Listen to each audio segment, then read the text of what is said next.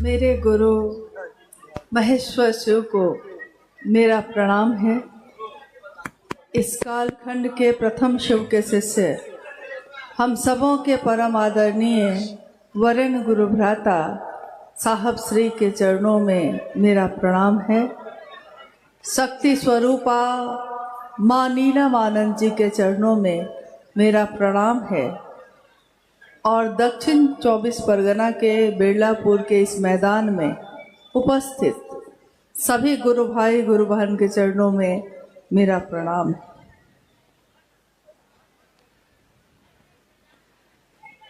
मेरे गुरु शिव, हमारे गुरु शिव, और उन्हीं के कारण घटित ये आज का शिव गुरु महोत्सव। महादेव मेरे और आपके गुरु हो सके और इस जीवन में शिव की सुंदरता, शिव की जीवंत सुगंध इस तरह उतरी है कि हम सबका जीवन आज शिव भाव से ओतप्रोत है, शिव भाव से भरा हुआ है। हम दुनिया में कहीं भी जाते हैं लेकिन हृदय में शिव का भाव ही भरा होता है। शिव जो देवताओं के भी देवता हैं, शिव जो ईश्वरों के भी ईश्वर हैं, शिव जो कालातीत हैं, जो अघोर कहे जाते हैं, अकाल जिनके नियंत्रण में ये काल होता है, अकाल के पद पे बैठे शिव, उनके अनेक स्वरूप हैं। जितने भी स्वरूप धरती पे हो सकते हैं वो सारे स्वरूप शिव में हैं, तभी धरती पे हैं। और महागुरु महादेव की दया से शिव के समग्र स्वरूप को हम शिव के शिष्य प्रणाम कर सकें, इस विधा को बताने वाले इस कालखंड में शिव के शिष्य साहब भाईंदानंद जी जो इस धरती पे आए, अवतरित हुए।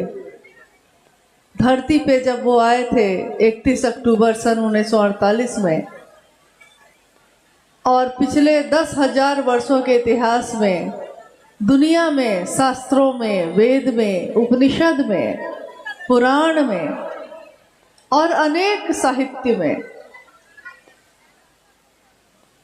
आज तक के जितनी भी सभ्यताएं जो लोगों को दिखाई दी, खुदाई में मिली या तस्वीरों के जरिए, चित्रकारी के जरिए जो लोगों ने देखी समझी, उसमें अति प्राचीन देवता शिव का जिक्र हर जगह पे है। परंतु शिव न तो किताबों के मोहताज हैं, ना शिव शास्त्रों के मोहताज हैं। शिव ज्ञान देते हैं तब शास्त्र आरेखित होते हैं, शिव का ज्ञान उतरता है तब साहित्य लिखे जाते हैं। इसलिए शास्त्र या किताबें तो राख का ढेर होती हैं, आग उसमें होती है जिसके लिए ये किताब लिखी गई, जिसने लिखी है।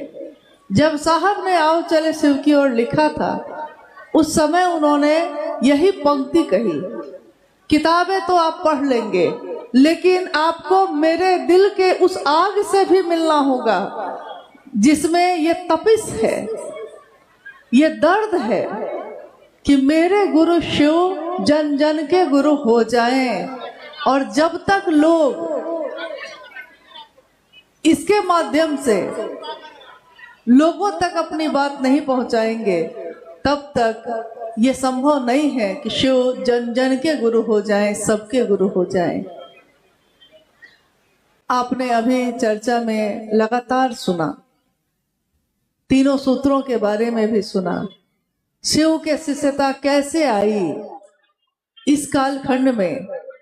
आपने कितने गुरु भाई गुरु बहनों से सुना होगा, इतने वर्षों में, पिछले हजारों वर्षों में शिव के अनेक शिष्य हुए, शिव के अनेक भक्त हुए।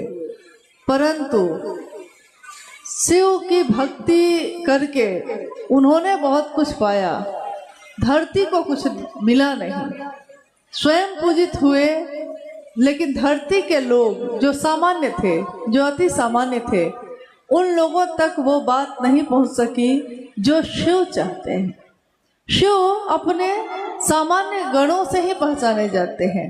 सामान्य गण ही उनके लोग, उनके अपने, उनके इंसान, वही उनके आभूषण है, उसी से वो सुशोभित होते हैं। तो महादेव के अनेक स्वरूप हैं और उनके सुशोभित होने का भी हम लोगों ने रहस्य जाना है कि क्या है इसका रहस्य। शिव सहज प्रेम से उपलब्ध है। परमात्मा मनुष्य के सहज प्रेम से उपलब्ध होता है। शिष्यानुभूति ये कहती है, सहज प्रेम का अर्थ होता है कि जो मेरा और आपका एक दूसरे से, मानव का मानव से एक सहज प्रेम है। एक इंसान का इंसान के लिए जब सहज प्रेम होता है तो उससे वो उपलब्ध हो जाता है। तो जब एक इंसान ईश्वर से भी सहज प्रेम रखता है तो परमात्मा भी लभ्य होते हैं। परमात्मा यानी महादेव, गुरु यानी शिव, और शिव के गुरु स्वरूप की व्यापकता आज इतनी ज़्यादा है, इतनी ज़्यादा है कि हम दुनिया में चाहे जहाँ भी जाएं, कहीं भी अगर हमने इस बात का जिक्र किया है, अब स्थिति ये है कि अगर हमने जिक्र किया है कि क्या आप शिव गुरु हैं, इसके बारे में जानते हैं, तो अक्सर लोग इसके बारे में जानते हैं। परंतु अभी भी बहुत सारे जगहों पे लोग इस बात से वंचित हैं। अभी भी बहुत जगह इस संदेश का पहुंचना बाकी है। हम जब भीड़ जमा हो जाती है तो सोचते हैं कि बहुत काम हो गया, परंतु भीड़ कभी भी काम का पैमाना नहीं होती। काम का पैमाना होती है हर व्यक्ति एक दूसरे से महादेव की बात करता हो, उसके जीवन के विषय में शामिल होइए कि मेरे गुरु शिव हैं, आपके भी गुरु हो सकते हैं। और जब तक ये नहीं होगा तब तक शिव की शिष्यता की व्यापकता का वो अर्थ, वो परिणाम नहीं आएगा जो साहब और दीदी ने सोचा है, जो उन्होंने चाहा है। जब हम कोई काम करने निकलते हैं दुनिया में तो हमको कुछ विपरीत परिस्थितियां भी मिलती हैं, कुछ अनुकूल परिस्थितियां भी मिलती हैं। विपरीत में चलने वाले का नाम होता है, अनुकूल परिस्थिति में तो कोई भी चल लेता है। आज जब ये कार्यक्रम घटित हो रहा है तब भी हम लोग के मन में ये बात हो रही है कि वो पथ क्या, पथिक कुशलता क्या। पथ यानी रास्ता, रास्ता जिस पे कोई यात्री चल रहा है। तो रास्ता अगर अच्छा है, साफ सुथरा है और सारी सुविधाएं उपलब्ध हैं और तब कोई चलता है तो इसमें कोई आश्चर्य की बात नहीं है, इसमें कोई बहुत बड़ी बात नहीं हो गई। बड़ी बात तब होती है जब पथ तो है परंतु उस पथ पे, उस रास्ते पे कांटे बिछे हैं। पथ क्या, पथिक कुशलता क्या, जिस पथ पे बिखरे सूल न हो, कांटे न हो। और अगर कांटे बिछे हैं और तब भी रास्ते पे चलने का हुनर आपने सीख लिया है तो पथिक की कुशलता कही जाती है। वो नाविक क्या, नाविक की धैर्य कुशलता क्या, जब धाराएं विपरीत न हो। कोई नाविक अगर धारा के अनुकूल नाव चला लेता है तो कोई बड़ी बात नहीं है। बड़ी बात तब मानी जाती है जब धाराएं विपरीत हो और नाव को उसके अनुकूल बना के चलना पड़े। वैसे ही आज का ये कार्यक्रम भी है, क्योंकि जब से यहाँ का ये कार्यक्रम तय हुआ है तब से कितनी बातें हुई और आज भी जिस स्थिति में सब कुछ अनुकूल होता चला गया, महागुरु महादेव की असीम दया से, ये गुरु की दया से ही संभव हो सकता है। आदमी के बस की ये बात नहीं है। गुरु की दया इसलिए होती है कि कल जब हम लोग कोलकाता में उतरे थे तो कल तेज धूप थी, आसमान तीखी किरणों से भरा था। आसमान में तेज किरणें जो धूप के कारण गर्मी पैदा कर रही थी। और आज इस मैदान में पंडाल नहीं है तो देखिए धूप ने भी अपनी तपिश कम कर ली, बादल छा गए हैं। तो ये महादेव की असीम दया से ही संभव होता है। शिव इसी तरह शिव भी जो समस्त शक्तियां जिनका प्रकटीकरण है, समस्त शक्तियों से जो शिव जाने जाते हैं, शिव आवेश रहित आवेश कहे जाते हैं। आवेश रहित आवेश का अर्थ होता है कि समस्त आवेश है, सारी ऊर्जा का अक्षय स्रोत है वो, परंतु शिव आवेश रहित आवेश पैदा करके आपके हमारे लिए इतना अनुकूल हो जाते हैं, इतना नीचे स्तर तक आते हैं ताकि हम इंसान जो शिव से इतने दूर हैं उनको छू सके, उनको महसूस कर सकें। महादेव अगर अपनी समस्त शक्तियों के साथ आ रहेंगे तो शायद हम उनके इस चमक में, इस दमक में अपनी आंखें खोल भी न पाएं। इन पांचों ज्ञानेंद्रियों से उस शिव का दर्शन नहीं हो सकता। शिव का दर्शन करना होगा तो हृदय के पट को खोलना पड़ता है। मन का भाव ही शिव को का दर्शन करा सकता है, कर्मकांड नहीं करा सकते, आडंबर नहीं करा सकता। और जितनी भी विधियां हैं जो ज्ञान और पूजा पाठ की मानी जाती हैं, लेकिन जब दर्शन करना होता है तो हम मंदिर की मूर्ति के सामने जाकर भी अपनी आंखों को बंद कर लेते हैं। क्यों बंद कर लेते हैं? क्या मूर्ति को देख के दर्शन नहीं हो रहा? होता है, परंतु उस मूर्ति में भी, उस पत्थर की मूर्ति में भी चैतन्य उतर जाता है। अगर मेरा हृदय व्याकुल होकर पुकारता है शिव को, अगर मेरी आंखें बंद हो और मेरा अंतर व्याकुल होकर पुकारता है शिव को, तो शिव का दर्शन होता है। इन बंद आंखों के अंदर होता है। खुली आंखों से जिसको हम नहीं देख पाते उनको अपने अंतर में देखते हैं। कहना है जो सब कुछ कह लो और अंतर पीरा धीरे से खोलो। शिव से जो चाहते हैं सो कह सकते हैं। अपने अंदर की पीरा को, अपने सुख को, अपने दुख को जो कहना चाहते हैं शिव को कह सकते हैं। शिव सबकी सुनते हैं। वो हमारे ऐसे शिव हैं जो बड़े करीब से गरीब की सुनते हैं, बहुत करीब से। मन, हमारा मन अगर सत्य गुरु का, अगर शिव के गुरु स्वरूप का सानिध्य लेगा, तो मेरा मन अगर शिव का सानिध्य लेता है तो शिव इस चैतन्य, इस चेतना और इस काया दोनों की चिकित्सा करते हैं। कोई डॉक्टर सिर्फ काया का, सिर्फ शरीर की चिकित्सा कर सकता है, परंतु शिव वैद्यनाथ के भी वैद्यनाथ हैं, महावैद्यनाथ। वो हमारे मन के भी चिकित्सक हैं। तो सिर्फ मन की ही नहीं, तन और मन दोनों की चिकित्सा शिव करते हैं। और हमारे गुरु स्वरूप के बारे में, जब शिव के गुरु स्वरूप के बारे में हम आप किसी को कहते हैं, वो पूछता है क्या करना होगा, तो हम लोग कहते हैं कि शिव को गुरु बना के ज्यादा कुछ नहीं करना है भैया, 3 सूत्र तो करना है। कहते हैं सूत्र क्या होते हैं? सूत्र का अर्थ क्या है? आपने देखा होगा कि हमारे छोटे छोटे बच्चे जब पढ़ाई करते हैं तो गणित में वो सूत्र यानी फॉर्मूला, उसी पे आधारित होकर अपने मैथ को, अपने गणित को बनाते हैं। अगर सूत्र पता है, फॉर्मूला पता है, तो उस पे कठिन से कठिन गणित भी उसी फॉर्मूला से, उसी सूत्र से हल किए जा सकते हैं। हमारे जीवन की जितनी आपाधापी है, हमारे जीवन की जितनी पीड़ा है, उस पीड़ा को भी अगर हम उस सूत्र में ढाल देते हैं, महादेव से दया मांगने में, महादेव की चर्चा कहने में और सुनने में, और महादेव को प्रणाम करने में, तो शिव मेरे मन की पीड़ा को हर लेते हैं।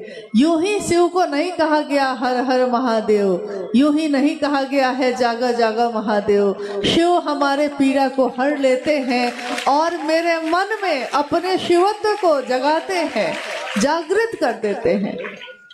इसीलिए हमने शिव को पुकारा है। महादेव के अनेक स्वरूप हैं और आपने शिव के जगत गुरु स्वरूप से अपना जुड़ाव किया है। हम सब जब शिष्य बन के चलते हैं, अपने हृदय में शिष्य का भाव लेकर चलते हैं, तो धरती के लोग कुछ और समझते हो या ना समझते हो, इतना जरूर समझने लगते हैं कि ये व्यक्ति शिव का तो है कहीं ना कहीं। और अभी आपने सुना, अनुभैया अभी बोल रहे थे कि सही बात है कि जब वो गुरुवान आई गीत गाने, भजन गाने, तो हम लोगों ने सोचा कि पता नहीं कैसा गाएंगे। सही बात है कि हम लोगों को ऐसा कभी सोचना नहीं चाहिए, क्योंकि वो किससे क्या करवाएंगे कौन जानता है। हम अहंकार में, अभिमान में सोचते हैं कि हम करेंगे, और महादेव ऐसे व्यक्ति को खड़ा करके अपना काम करवा लेते हैं जिसके बारे में आपने सोचा ही नहीं होगा कि वो करेगा भी ऐसा। तो ऐसे लोग हैं, खड़े हैं, चल रहे हैं। शिव की शिष्यता में, आदि गुरु की परंपरा में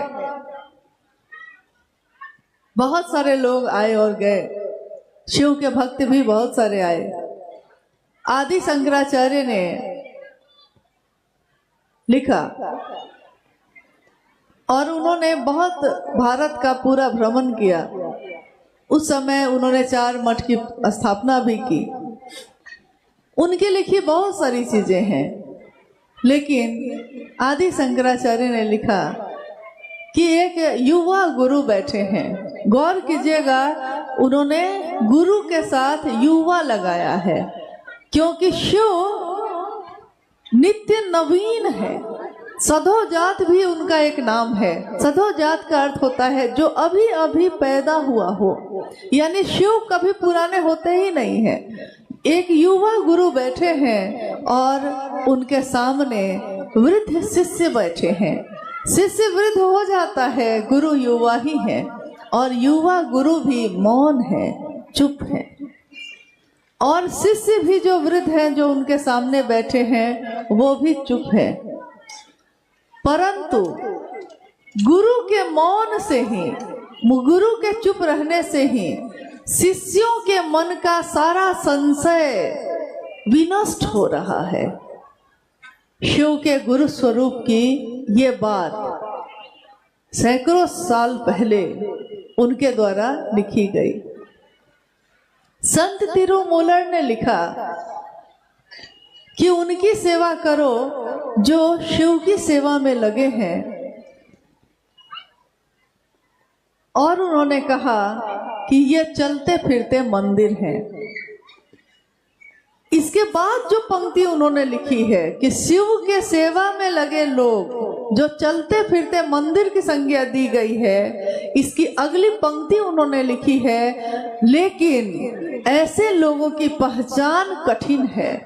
पहचान में नहीं आते हैं वो लोग। आप हम जिनको देखते हैं कि इधर आ रहे हैं, उधर जा रहे हैं, ये कर रहे हैं, वो कर रहे हैं, तो शिव के शिष्य जो सचमुच जिसके मन में शिव का शिवत्व उतर गया है, तो वो कहीं दिखता भी नहीं है। वो चुपचाप अपना काम करता है। उसको पहचानना बहुत कठिन है।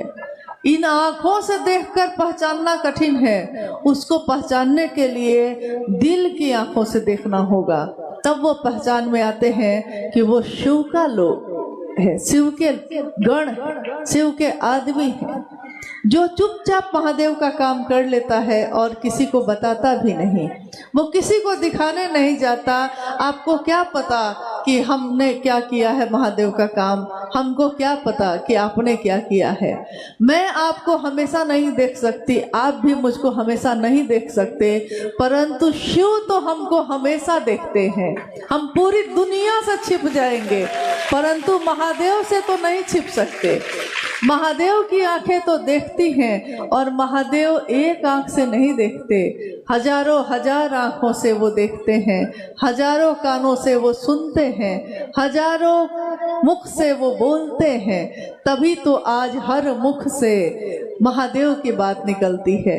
मुख से निकली हुई हर बात महादेव के भाव से भरी होती है, संजात होती है, आर्द्र होती है, भींगी हुई होती है। महादेव की बात हमारे मन को सुकून देती है, शांत करती है। मन जो जगत की चीजों में उलझा हुआ है, मन जो जगत के विधियों में, उसकी पगडंडियों में भटका हुआ है, उसको, उस मन को, उस जीवात्मा के मन को महागुरु महादेव अपनी रोशनी से सही रास्ते पर ले आते हैं और वो अपनी मंजिल यानी स्वयं शिव की तरफ चलने लगता है।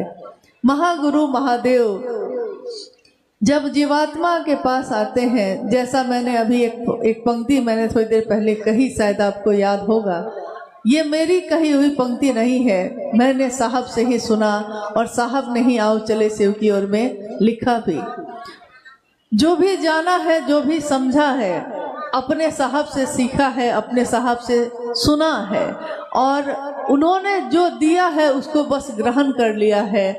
तब तो ये आलम है कि आपके अंदर भी वही शिव है, मेरे अंदर भी वही शिव है। तो उन्होंने कहा कि आवेश रहित आवेश है वो शिव।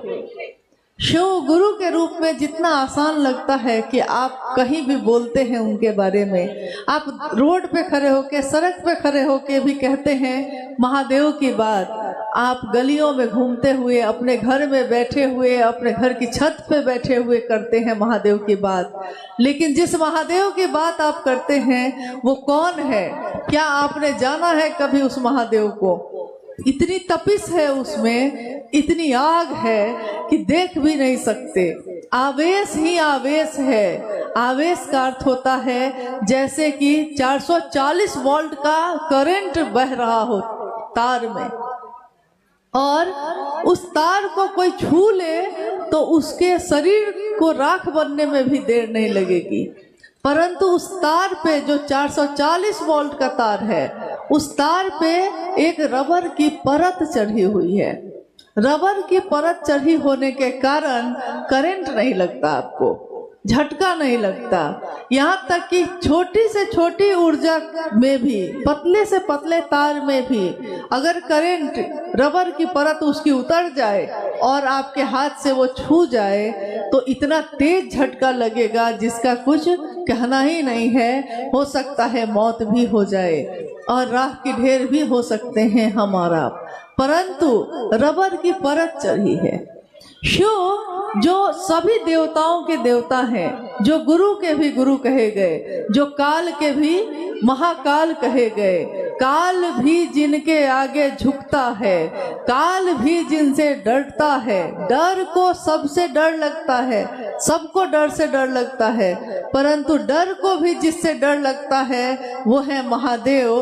तो डर को जिससे डर लगता है वो महादेव मेरे और आपके गुरु हैं। ये साधारण बात नहीं है, ये मामूली बात नहीं है, ये एक ऐसी बात हो गई जो आज तक इस धरती पे कभी हुई ही नहीं।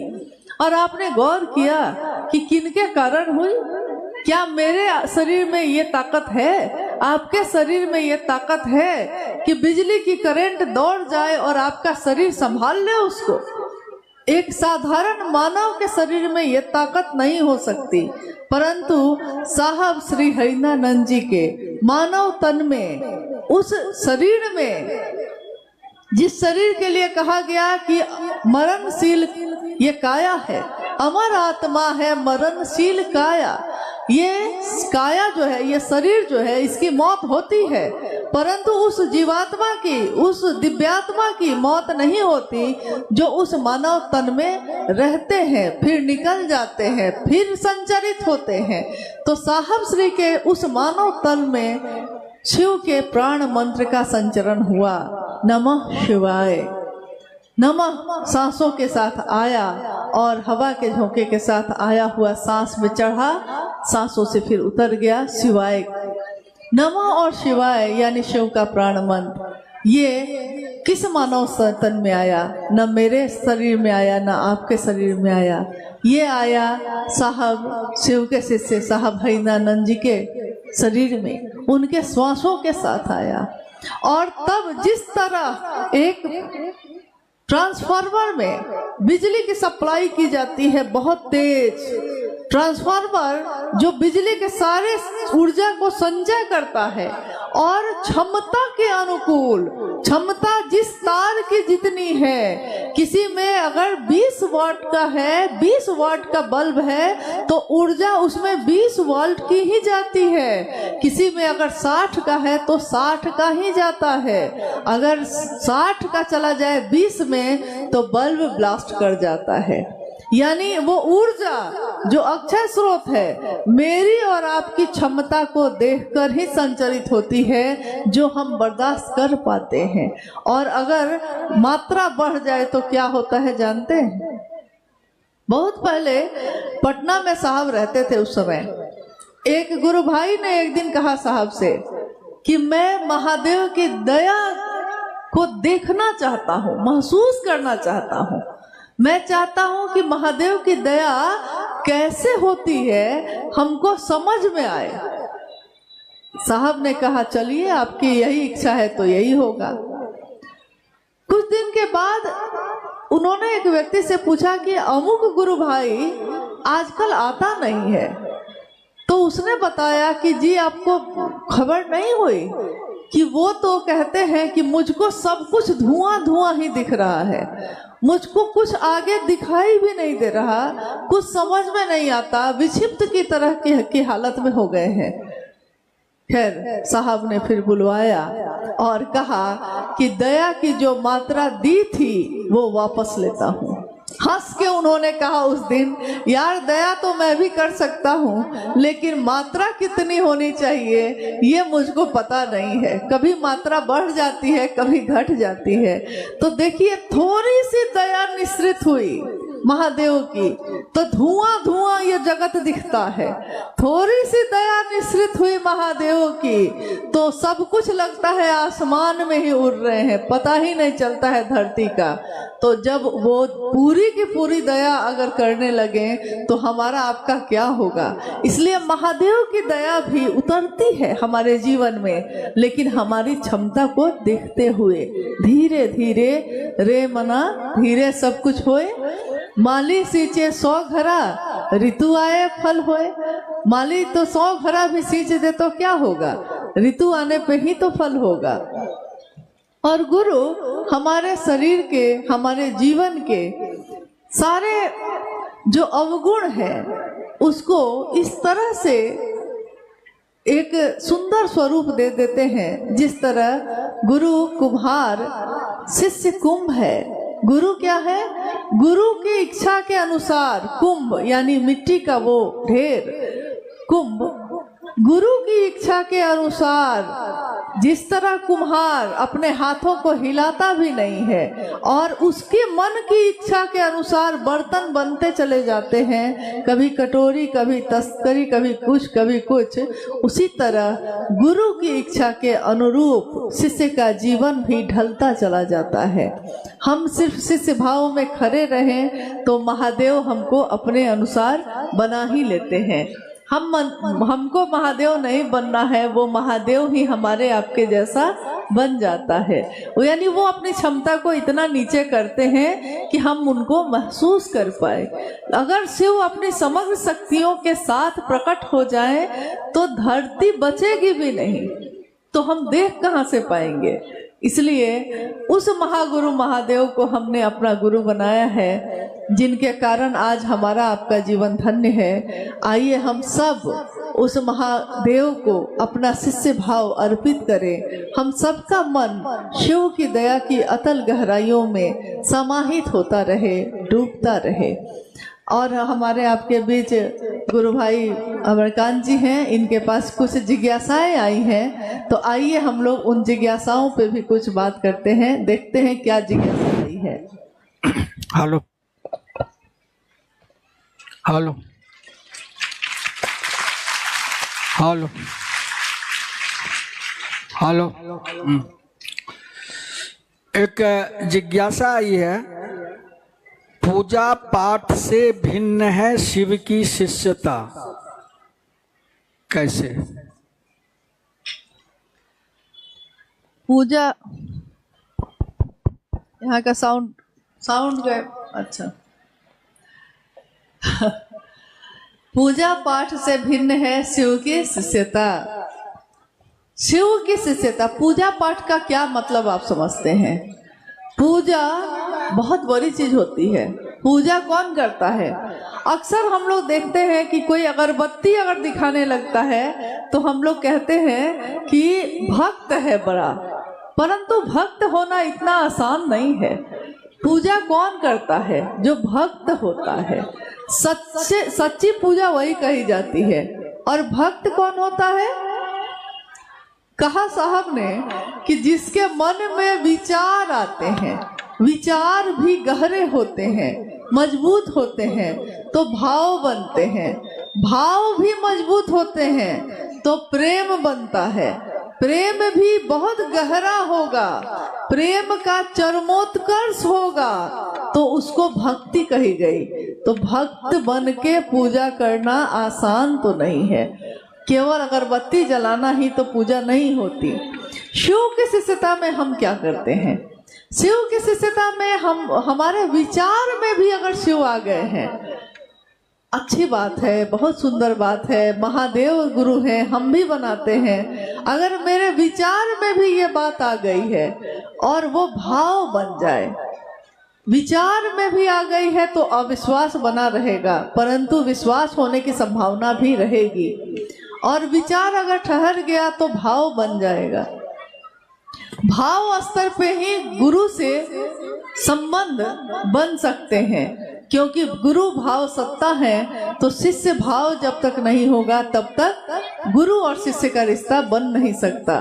परंतु प्रारंभिक अवस्था में हम लोग महादेव को गुरु मानकर बात करना शुरू करते हैं। क्या बात करते हैं हम?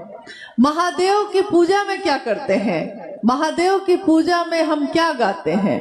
कर्पूर गौरम करुणावतारम संसार सारम भुजगेंद्रहारम सदा वसंतम हृदयारविंदे भवम भवानी सहितम नमामि।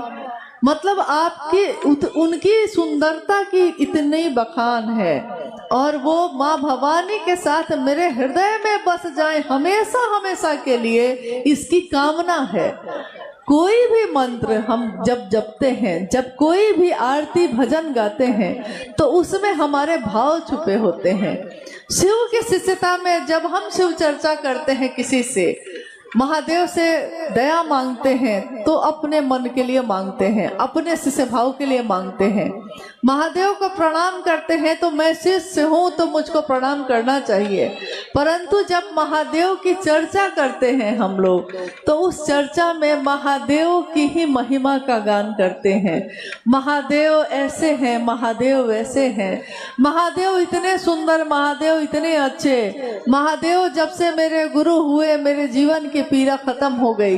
पीड़ा है, पीड़ा हटी नहीं, पीड़ा तो है ही, परंतु पीड़ा का अनुभव खत्म हो गया। जिस बात के लिए रोते थे उस बात को रोने का कारण छूट गया, क्योंकि महादेव जो मिल गए। तो देखिए, शिव की पूजा ही है शिव की शिष्यता भी, परंतु इस पूजा में न तो जल है, न तो फल है, न तो फूल है। इस पूजा में हृदय ही बिछा है। कहते हैं सारी दुनिया बिछाती है फूल, दिल अपना बिछाएंगे हम। शिव के शिष्य अपना हृदय बिछाते हैं अपने गुरु के लिए। और सबसे बड़ी पूजा वही होती है जिसमें भाव शामिल हो। जिस भाव से हम महादेव की बात करते हैं वही भाव हमको फिर आगे लेके जाता है, और महादेव भी भाव ही ग्रहण करते हैं। उनको हमारी इन चीजों से क्या वास्ता? हम कुछ दे भी दें तो उनके लिए क्या इसका मतलब है? कल ही हम लोग बात कर रहे थे कि महादेव को लोग सोना चांदी हीरा जवाहरात चढ़ा भी देगा तो दुनिया के लिए ये बेशकीमती चीज हो सकती है, लेकिन महादेव ने जो बनाई है उससे बड़ी बेशकीमती चीज दुनिया में कुछ नहीं हो सकती। कौन सी चीज बनाई है उन्होंने? मिट्टी बनाई, मिट्टी की कोई कीमत आप नहीं दे सकते। उन्होंने जल बनाया, जल की कोई कीमत आप नहीं चुका सकते। जल आपकी प्यास बुझाता है, मिट्टी आपको पोषण देती है। अग्नि बनाई, अग्नि जो हमारे भूख को खत्म करती है। अग्नि ना हो तो भोजन कैसे बने, और भोजन बनता है तो हमारी भूख खत्म होती है। अग्नि ना हो तो हमको रोशनी कैसे मिले, तो रोशनी मिलती है। उसकी क्या कीमत दे सकते हैं? आग की क्या कीमत है? किसी के द्वारा चुकाई जा सकती है? ये नहीं चुकाई जा सकती। सबसे बेशकीमती चीज है वो सारी चीजें, हवा, वायु, प्राण चलाती है हमारी आपकी, हम उसकी कोई कीमत नहीं चुका सकते। क्या हम वायु से बढ़ के कोई कुछ चीज है मेरे पास जो हम महादेव को चढ़ा सकते हैं? आकाश बनाया, आकाश जो पूरे गैसों का समूह है, नीला दिखता है, परंतु इस आकाश का ओर छोर किसी को पता नहीं, अनंत है ये। हमको लगता है कि वहां मिलता है, लेकिन जितनी दूर जाते जाइएगा आकाश उतनी ही दूर होता जाता है। महादेव ने आकाश, वायु, अग्नि, जल और पृथ्वी जो बनाई, मिट्टी जो बनाई, उसकी कीमत इस जगत के लोग चुका नहीं सकते। तो हम उनको क्या हीरा मोती और सोना चांदी चढ़ाएंगे? हम उनको क्या दे सकते हैं? लेकिन हमारे हृदय का भाव दे सकते हैं, और हृदय के भाव की भी कीमत नहीं होती। प्रेम को खरीदा नहीं जा सकता। प्रेम हाट में बिकता नहीं है कि जाके खरीद लीजिएगा। आप इंसान के शरीर को खरीद सकते हैं, लेकिन उसके हृदय को नहीं, उसके मन की भावनाओं को नहीं खरीद सकते। वो बेमोल बिकती है, उसका कोई मोल नहीं। एक जिज्ञासा है, शिव चर्चाओं में शिव चर्चा करते करते गुरु बहन सब नाचने लगती है, क्या ये उचित है? पूछ रहे हैं बिरलापुर के मोहन जी। अच्छा, फिर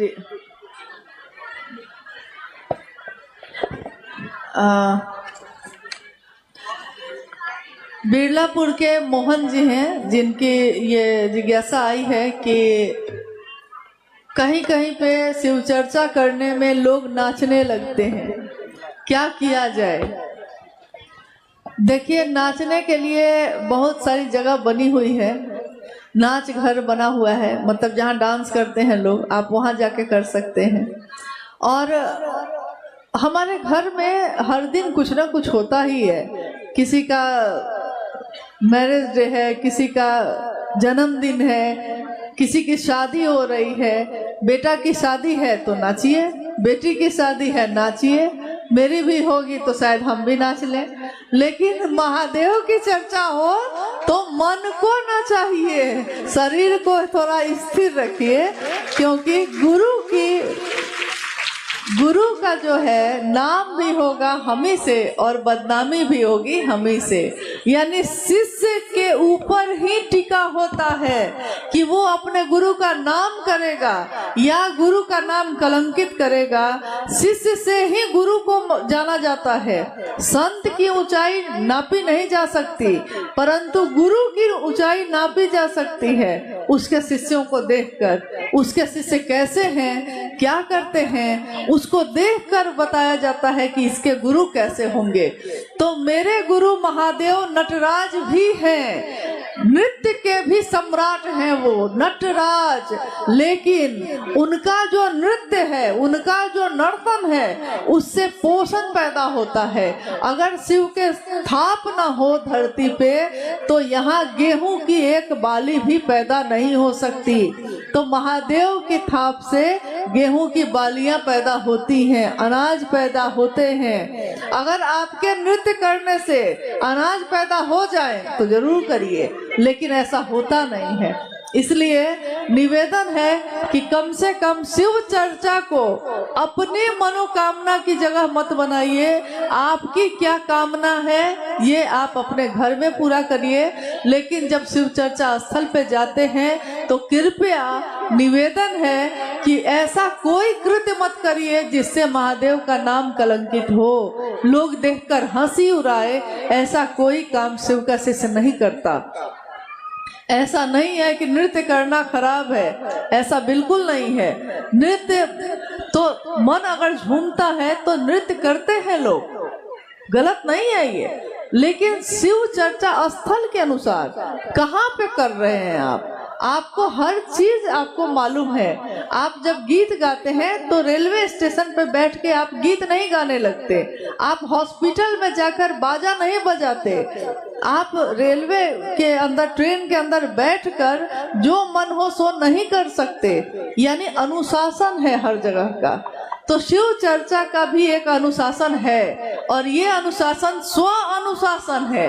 स्वयं में ये अनुशासन होना चाहिए कि शिव का शिष्य वही करेगा जो उसके साहब दीदी ने कहा है, जो शिव के लिए कहा है। महादेव के लिए क्या करना, तो महादेव के लिए कर सकते हैं, करना चाहते हैं तो जरा अपनी जिंदगी को लुटा कर दिखाइए महादेव के लिए। नृत्य करना कौन सी बड़ी बात है, लुटाना है तो जिंदगी लुटा कर देखिए, क्योंकि लोग तो सामान लुटाते हैं, आप अपनी जिंदगी लुटा दीजिए महादेव के लिए। इससे सुंदर बात और क्या होगी।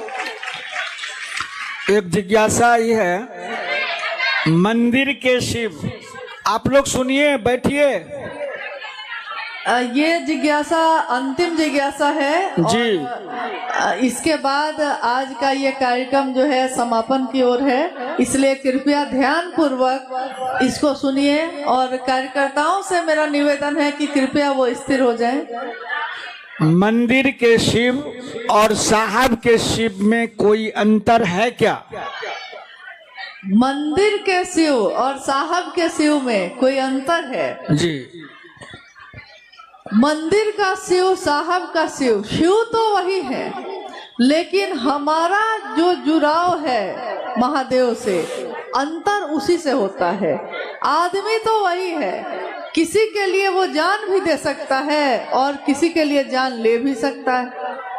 किसी के लिए वो बिल्कुल परवाह नहीं करता है और किसी के लिए इतनी परवाह करता है कि पूछिए मत। साहब ने आज से इतने वर्ष पूर्व, बहुत वर्ष पूर्व कहा कि रे रे कहानी सुनाई उन्होंने, अंबाला के सूबेदार की कहानी सुनाई थी। लेकिन उस कहानी की अंतिम पंक्ति यही थी कि उस अघोरी ने सूबेदार से कहा कि रे रे अपने शिव को छोड़, मेरे शिव को देख। अपने शिव को मतलब तुम्हारा जो रिश्ता है शिव से बड़ा कमजोर है, छोटी छोटी बात पे टूट जाता है। महादेव ने दया नहीं की तो ये नहीं मिला तो वो नहीं मिला, छोड़ देते हैं महादेव को। बहुत छोटी छोटी बातों पे महादेव से रिश्ता टूट जाता है। लेकिन साहब और दीदी के जीवन को देखिए, क्या न हुआ यहाँ। कयामत भी आई तो साहब के महादेव ही रहे। साहब ने कहा वो महादेव जैसा है मेरा है, मैं उसका हूँ, बस मैं इतना ही जानता हूँ, मुझको और कुछ भी याद नहीं। तो मेरा जो महादेव से रिश्ता है वो महादेव के लिए बहुत अर्थ इसके बहुत गहरे हैं और बदल जाते हैं, क्योंकि उन्होंने जो साहब ने जो महादेव को जाना तो महादेव को चाहा, महादेव को चाहा। और हम सब क्या कहते हैं, महादेव से चाहते हैं, महादेव से मुझको ये मिल जाए, महादेव से मुझको वो मिल जाए। लेकिन महादेव को ही मैं प्रेम कर बैठूं, महादेव ही मेरे अपने हो जाए, ये हम अगर जिस दिन जान लेंगे, जिस दिन हम ये करना छोड़ देंगे, सोच लेंगे, उस दिन क्या नहीं हो सकता। जिस दिन साहब ने कहा कि जिस दिन आप उस महादेव के लिए रो सकते हैं, अगर आप रो सकते हैं, आप रोते हैं अपनी कामनाओं के लिए, आप रोते हैं अपनी इच्छाओं के लिए, लेकिन है जिस दिन आप महादेव के लिए रोने लगिएगा, जिस दिन आपके आंखों से महादेव के लिए आंसू बहेंगे, उस दिन धरती पे क्या नहीं हो सकता। ये धरती अपनी जगह छोड़ सकती है, आसमान अपनी जगह से हट सकता है, कुछ भी हो सकता है, लेकिन शर्त यह है कि महादेव के लिए रोया है आपने, आप रो पाए हैं महादेव के लिए। अगर रो पाए हैं तो कुछ भी हो सकता है। चलिए, बहुत अथक परिश्रम से और बहुत ही मेहनत से सभी गुरु भाई गुरु बहनों ने जिसके पास जो था मतलब सामान नहीं, पैसा नहीं, जो था मतलब जिसके अंदर जो श्रद्धा थी, जिसके अंदर जो भाव। हीर इकट्ठी करना साहब का मकसद नहीं है, उनका ये मकसद नहीं है कि हंगामा खड़ा कर दूं मैं, उन्होंने कभी ये नहीं चाहा। इसीलिए शिव के शिष्य चाहे हजारों की संख्या में इकट्ठे होते हैं, लाखों की संख्या में इकट्ठे होते हैं, परंतु संयमित होते हैं, अनुशासित होते हैं, हंगामा नहीं करते, वो धीरे धीरे सहज बन के अपने पांव को रखते हैं। उन्होंने कहा कि दूसरा सूत्र ध्यान की अनुपम विधा है। ये एक ऐसी विधा है जिसको बोलने वाला जो बोल रहा है उसका मन भी अगर शिव के पास से हट गया वो बोल नहीं सकेगा।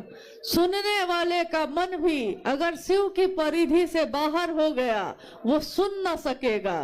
तो बोलने वाले का मन भी, सुनने वाले का मन भी शिव की परिधि में रहना बहुत जरूरी है, अनिवार्य है। इसीलिए महादेव से दया मांगकर ही महादेव की चर्चा करिएगा, ताकि मेरा मन हमेशा शिष्य बनकर उनकी महिमा का गान गाता रहे, मेरे गुरु शिव सबके हो जाए, इसका काम हमारे आपके इस शरीर से होता रहे, इसी की कामना है।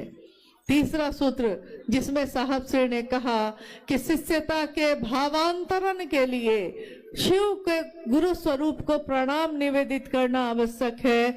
शिष्यता का भावांतरण, इसका अर्थ होता है हमारा जो विचार है, अभी जो मैंने विचारों में शिव को गुरु बनाया है, ये मेरा स्वभाव बन जाए, मेरा शिष्य भाव बन जाए, मैं शिष्य का भाव लेकर जगत में उतरूं, व्यष्टि का नकाब हटाकर समष्टि की ओर चलूं।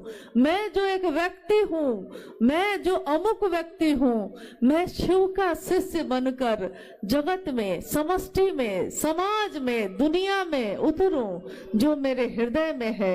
अगर मेरे हृदय में शिव की रोशनी का दिया, शिव के ज्ञान का दिया जल रहा है, तो मैं उस ज्ञान के दिए को लेकर धरती पे उतरूं, समाज में उतरूं, ताकि समाज में जो आध्यात्मिक और मानसिक अंधेरा छाया हुआ है उसमें रोशनी लाई जा सके। वो अंधेरा स्वतः दूर हो जाता है रोशनी के आने से। अंधेरा रहता ही है, हमेशा रहता है, शाश्वत है वो, परंतु एक रोशनी की किरण आते ही तमाम अंधेरे दूर हो जाते हैं। जिस तरह परसों जब हम लोग पटना उतरे, रांची से पटना आए, पटना से मुजफ्फरपुर पहुंचे, परसों हम लोग जब उतरे तो चारों तरफ कुहासा ही कुहासा था, चारों तरफ अंधेरा ही अंधेरा दिख रहा था। गाड़ी जो चल रही थी उसकी रोशनी भी बड़ी मुश्किल से कुछ दूर तक दिख रही थी, और उसी समय से हम लोग मन ही मन इस बात की प्रार्थना करने लगे कि महादेव का काम है, पता नहीं महादेव की दया कैसी होगी, कैसे इस कार्यक्रम को निकाला जा सकेगा, लोग कैसे सुरक्षित आएंगे, लोग कैसे जाएंगे। कहीं मैदान में अगर थोड़ी दूर भी दिखाई न दिया तो लोगों को कितनी असुविधा हो जाएगी। तो मन ही मन हम सब ने महागुरु महादेव से प्रार्थना की, महादेव की असीम दया से आज सुबह से मौसम देखिए कैसा है। आज सुबह से अपने सूरज अपनी रोशनी को बिखेर रहा है। उस सूरज को धन्यवाद है जिसने शिव के शिष्यों की मदद की, जिसने शिव की शिष्यता की इस पावन जलधारा को और अपनी तपिश देकर और सुंदर कर दिया। महादेव की दया पल प्रतिपल चमत्कार के रूप में हमारे आपके जीवन में उतर रही है, परंतु हम देखना नहीं चाहते। हमारे सामने पल प्रतिपल हम जीवित हैं, सांस लेते हैं। ये दुनिया का सबसे बड़ा चमत्कार है। एक कैमरा जो सामने लगा है उसके लेंस की भी एक क्षमता है, इंसान के आंखों के लेंस की कोई क्षमता नहीं है। कोई कंप्यूटर, कोई मॉनिटर, कोई मोबाइल, उसकी भी एक क्षमता है। इंसान के इस दिमाग की अनंत क्षमता है, क्षमता उसकी सीमित नहीं है। एक धड़कन की क्षमता असीमित है, अनंत है। यानी महादेव ने जो बनाया है, महादेव से बड़ा वैज्ञानिक भी कोई नहीं, महादेव से बड़ा बुद्ध भी कोई नहीं, महादेव से बड़ा वैद्यनाथ भी कोई नहीं। और वो महादेव मेरे आपके गुरु हुए हैं। महादेव के इस गुरु स्वरूप की व्याप्ति हम दुनिया में कर सकें, इसकी कामना करिए। साहब और दीदी का आशीर्वाद सभी शिव शिष्यों के साथ है। कौन कहता है साहब हरिंद्रानंद जी नहीं है? वो हम सभी शिव शिष्यों की धड़कनों में है, हमारी आवाज में है, हमारी सोच में है, हमारे विचार में है, हमारे इस शिष्य भाव की कृतज्ञता में है।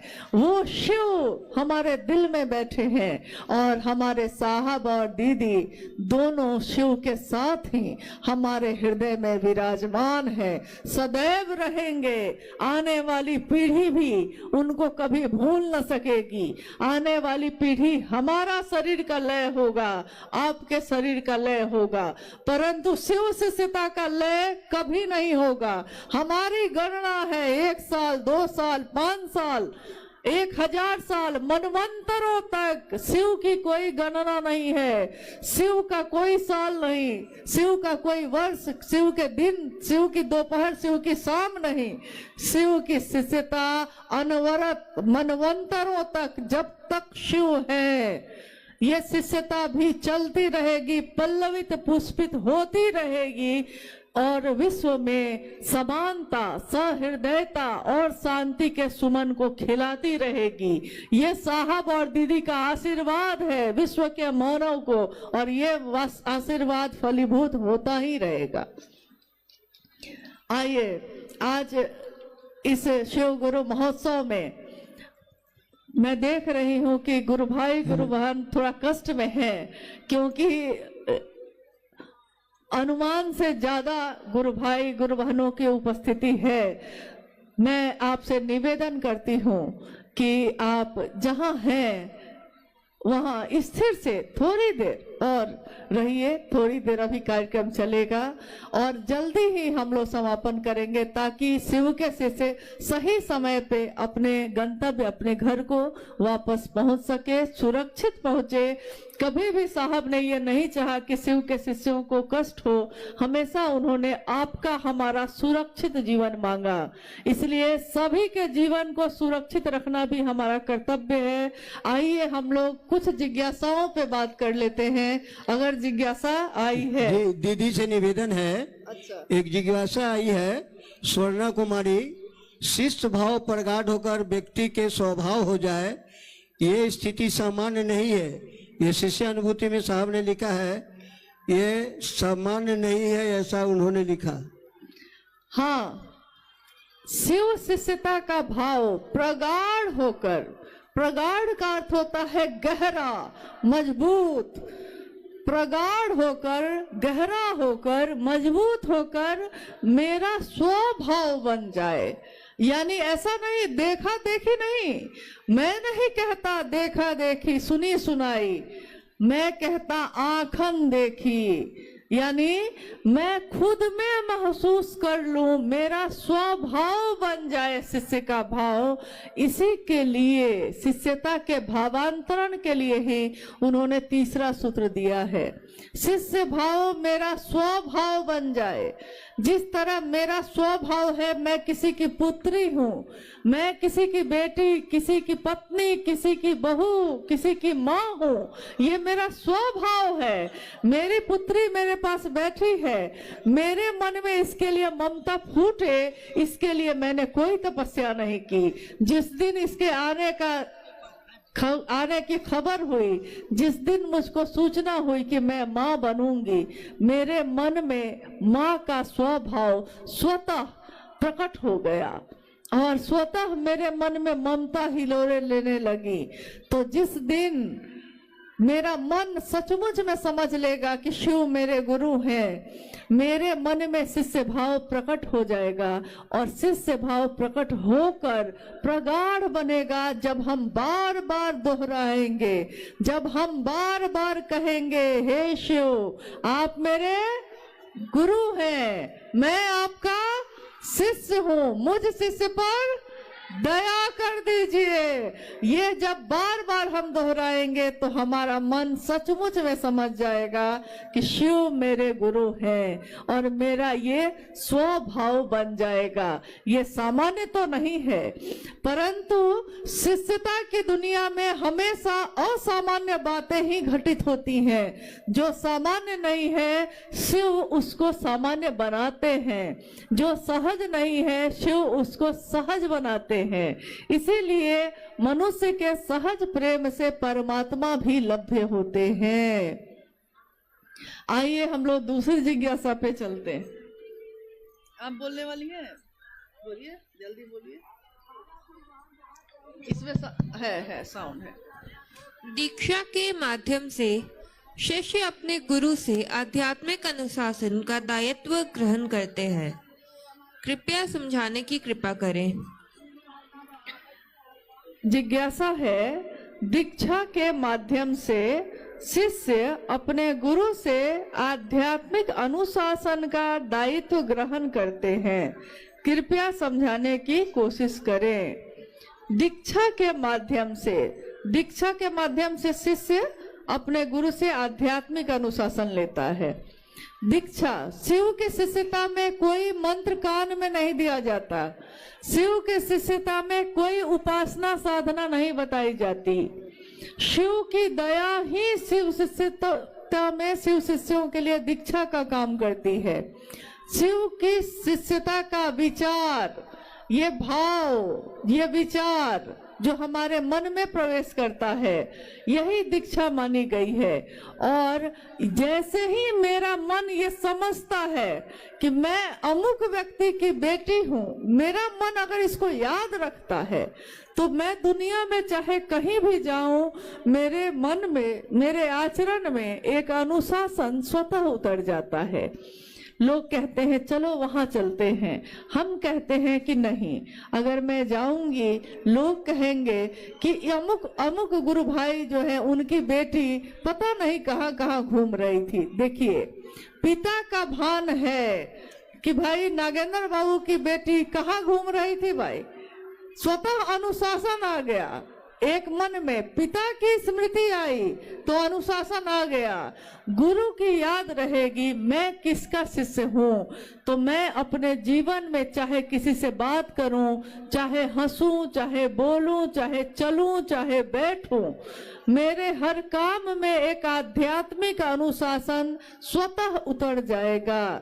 ये शिव की शिष्यता की याद अगर रह गई, शिव की दया की याद रह गई, शिव की दया ही दीक्षा कही जाती है, याद रह गई तो मेरा मन चाहे मुझको जहां ले जाए, परंतु ये शरीर हमेशा एक आध्यात्मिक अनुशासन में रहेगा ही रहेगा। महारानी सीता की धरती पर आपका हार्दिक स्वागत है। महारानी सीता, जानना चाहता हूँ आध्यात्मिक जागरण एवं धार्मिक जागरण में क्या अंतर है? इसके साउंड का अच्छा लाइए तो बेटा एक बार दोहरा देते हैं, कोई बात नहीं।